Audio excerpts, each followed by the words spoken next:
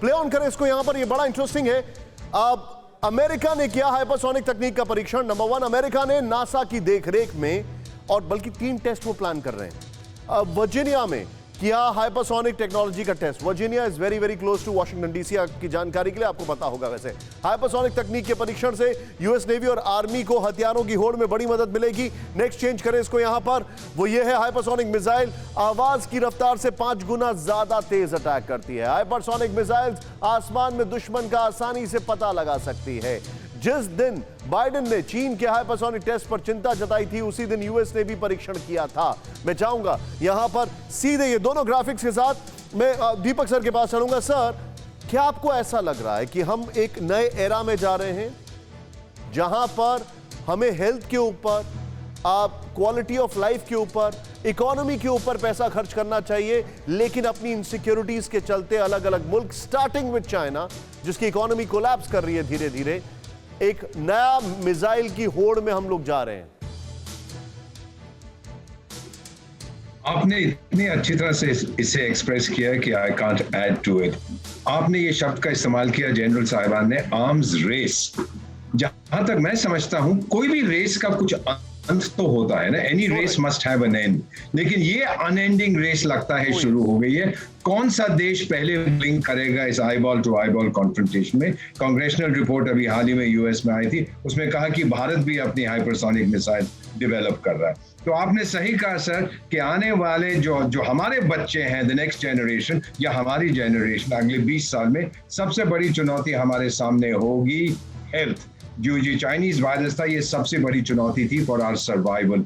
दूसरी जो हमारे सामने चुनौती है वो है क्लाइमेट चेंज। आप देख रहे हैं किस तरह से देश की राजधानी में इतनी जबरदस्त बारिश अक्टूबर के महीने में होती है जो मैंने पहले कभी नहीं देखी थी। बाढ़ आती है दूसरे देशों में, जहां पे बहुत पानी होता था वहां अकाल पड़ता है। तीसरी होगी जो नई टेक्नोलॉजीज आ रही है उनका क्या किया जाए, और चौथा होगा डेवलपमेंट जो आपने कहा, जिसके लिए हमें फ्री एंड ओपन सीज चाहिए। तो ये जो कर रहे हैं, जो दोनों देश या तीनों देश या पांचों देश जो डेवलप कर रहे हैं, इससे फ्री एंड ओपन सीज हमें नहीं मिलेंगे।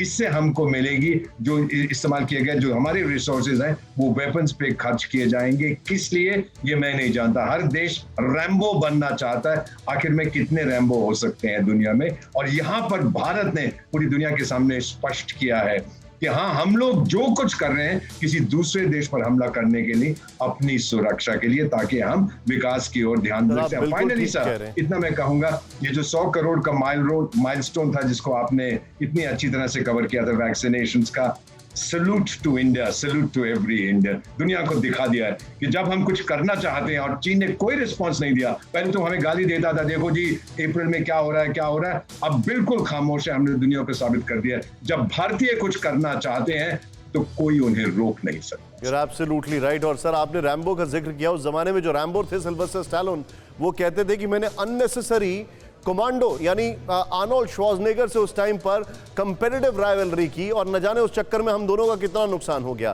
तो उस जमाने के रैम्बो और कमांडो से ये आज के लोग सीख लें तो ज्यादा अच्छा होगा। बहरहाल, एक बड़ी खबर यूएस हाइपरसोनिक मिसाइल टेस्ट से जुड़ी है। बड़ी खबर है, रॉयटर्स का खुलासा, यूएस हाइपरसोनिक टेस्ट हुआ फेल। लीजिए, टेस्ट के दौरान मिसाइल बूस्टर ने काम करना बंद कर दिया, पेंटागन ने कहा। शॉट दिखाए बगल में जनरल राज कादियान के पास। सर, वो भी फेल हो गए, ये भी फेल हो गए। ये अच्छी खबर है या बुरी खबर है? देखिए, चाइना की टेक्नोलॉजी इतनी अच्छी नहीं है। उन्होंने पहले भी जो हथियार बनाए, चोरी की हुई टेक्नोलॉजी से बनाए हैं। तो शायद ये भी फेल हो जाएगा, लेकिन वो करते रहेंगे। इकोनॉमी की उनके पास कमी नहीं है। जल साहब, आपको थोड़ा रोक रहा हूं, लेकिन एक बड़ा अजीब सा लतीफा मन में आया। चाइना की टेक्नोलॉजी इसलिए अच्छी नहीं है क्योंकि इस बार पहली बार कोई चीज बना रहे हैं, वो कॉपी ज्यादा अच्छा करते हैं। नहीं, वो टेक्नोलॉजी तो उन्होंने पहले वेस्ट टेक्नोलॉजी को चोरी करके अपने हथियार बनाए थे, लेकिन धीरे धीरे वो इम्प्रूव कर रहे हैं।